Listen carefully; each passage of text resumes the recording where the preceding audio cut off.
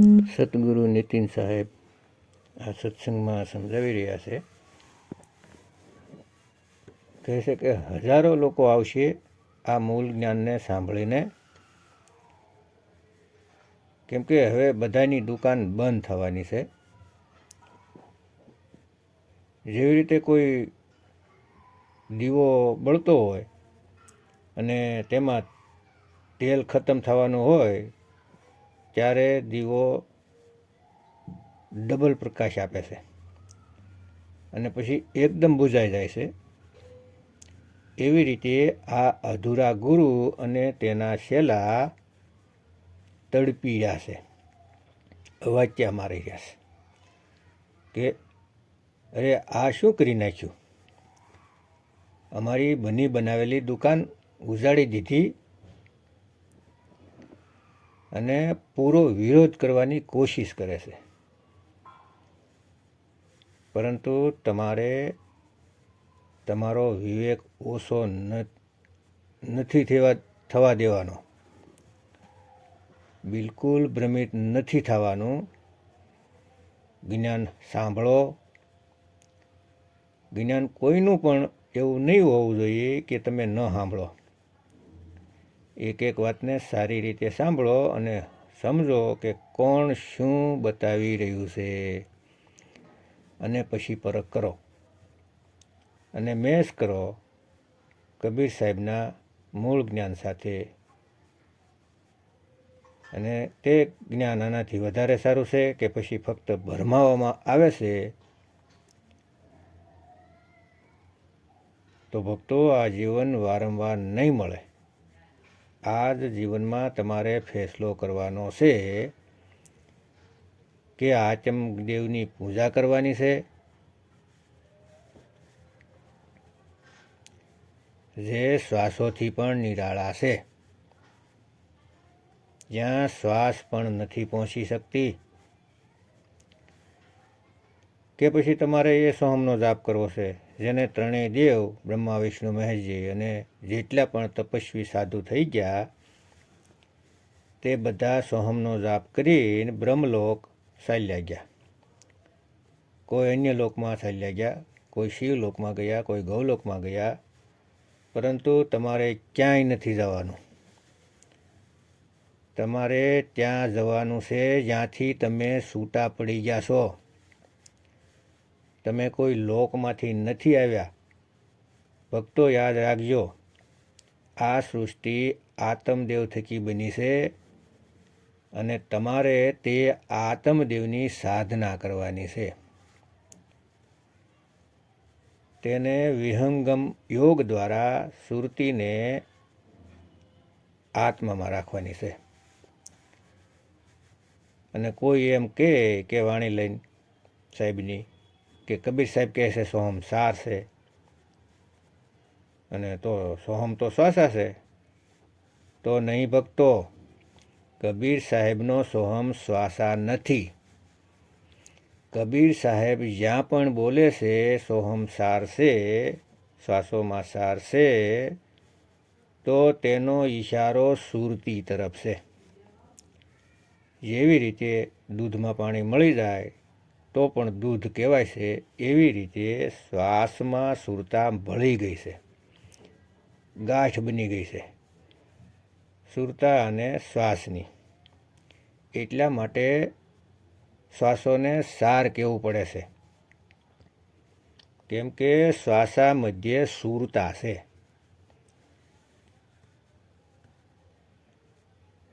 સાહેબ શ્વાસોને સાર નથી કહેતા, પણ ઈશારો સુરતા તરફ છે. કેમ કે શ્વાસમાં સુરતા છે અને સુરતાને શ્વાસોથી અલગ કરી લેવાની છે. તો કેવી રીતે અલગ કરીશું? તો આ શ્વાસોથી સુરતાને હટાવીને સીધી શબ્દમાં લગાવવાની છે, કે જે શબ્દ 3 લોકથી બહાર છે. 3 લોક મતલબ શરીરની બહાર. અને કોઈ પણ ગુરુ તમારું ધ્યાન શરીરની અંદર લગવાડી દે પછી ભલે ને ગુદા ચક્રમાં લગાવડાવે, ઈંગલા પિંગળામાં લગાવડાવે, કંઠ ચક્રમાં લગાવડાવે કે ત્રિકુટીમાં લગાવડાવે, શરીરની અંદર ક્યાંય પણ લગાવડાવે તો શરીરની અંદર નથી જવાનું. જો તમે એકવાર શરીરની અંદર ચાલ્યા ગયા ઈંગલા પિંગલા સુષમણામાં તો પછી નીકળી નહીં શકો. આજ સુધી કોઈ નથી નીકળી શક્યું, તમે પણ નહીં નીકળી શકો, એટલું યાદ રાખજો. વધીને શું કરશો? બ્રહ્મરંધ્રને તોડીને ઉપરના લોકમાં ચાલ્યા જાઓ, અલખ લોક, અનામી લોક, હજારો લોકમાં ચાલ્યા જાઓ. તો નહીં ભક્તો, ના કहीं જાના ના કहीं આના, આપે મેં આપ સમાના. એટલે ક્યાંય જવાનું નથી, સુરતીએ શબ્દમાં સમાવાનું છે. મૂળ જ્ઞાનને સાંભળીને વિવેકી લોકો તડપી રહ્યા છે, અજ્ઞાનને છોડીને જ્ઞાન તરફ આવી રહ્યા છે. એક સમય એવો આવશે કે આખા બ્રહ્માંડમાં ફક્ત એક જ્ઞાન ચાલશે, સદગુરુ કબીર સાહેબનું મૂળ જ્ઞાન, જે શ્વાસથી પણ પાર છે, 5 તત્વથી પાર છે, મન માયાથી પાર છે, 3 ગુણોથી પાર છે, 25 પ્રકૃતિ તેનાથી પાર છે. તે જ્ઞાન ચાલશે. પરમાત્માના પ્યારા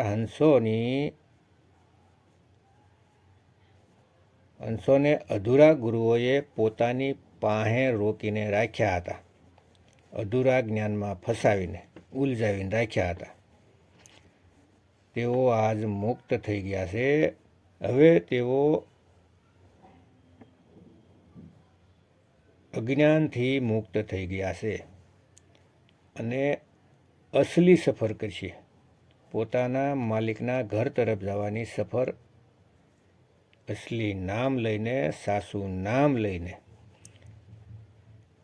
એક દિવસ જીવતા જ મુક્ત થઈ જાય.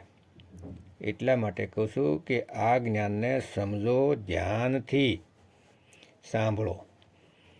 ભલે વાર લાગે પણ સમજો કે શું બતાવવામાં આવે છે, તો વાત બનશે.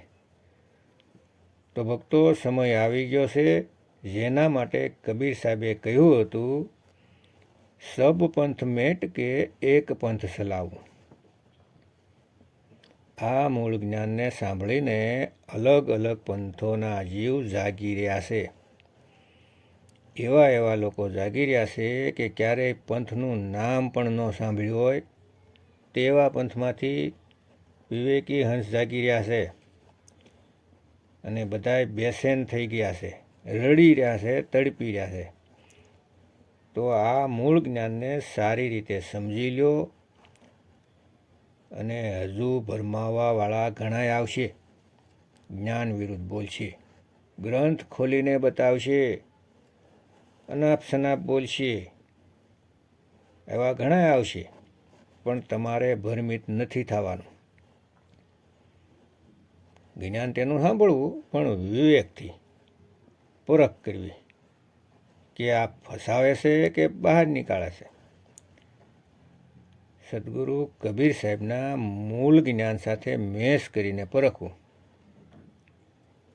કે તેઓ જે શ્વાસોના જાપ કરાવે છે તે સોહમ બસાવશે કે કબીર સાહેબનો સોહમ બસાવશે, તેનો નિર્ણય કરવાનો છે વિવેક લગાવીને. બિલકુલ ભ્રમિત નથી થવાનું.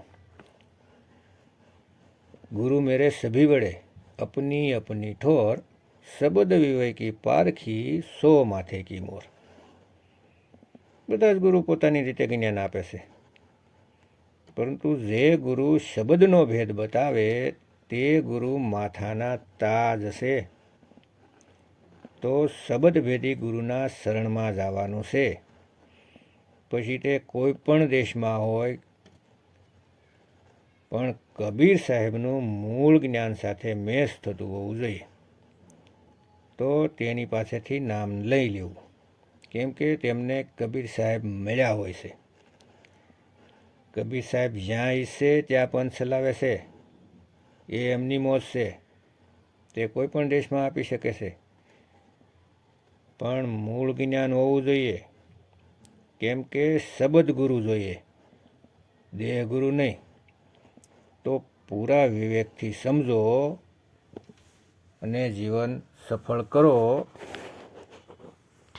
વધારે જાણકારી માટે નીતિન સાહેબના સત્સંગ સાંભળો. યુટ્યુબમાં કહત કબીર સુનો ભાઈ સાધો ચેનલ સર્ચ કરશો એટલે સત્સંગ આવશે. તો ક્રમવાઇઝ એકથી શરૂ કરીને આગળ વધતા જજો અને વિવેકથી સાંભળશો તો બધો જ ભેદ ખુલતો જશે. જય ગુરુ નીતિન સાહેબ, જય ગુરુ વૈરાગ સાહેબ, જય ગુરુ મદન સાહેબ, જય જય મુક્તિના દાતા કબીર સાહેબની જય.